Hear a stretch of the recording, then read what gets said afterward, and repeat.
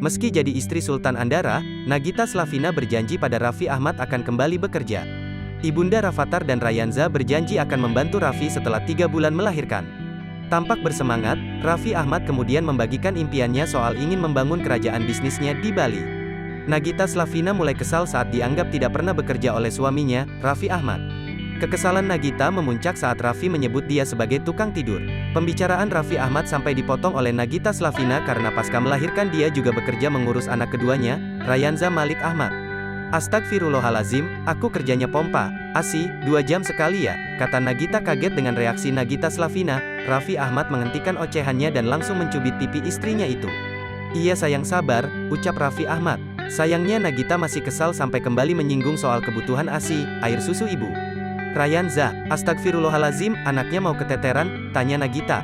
Raffi Ahmad yang tadinya masih menggebu-gebu melanjutkan ocehannya mulai memelas meminta istrinya tidak marah.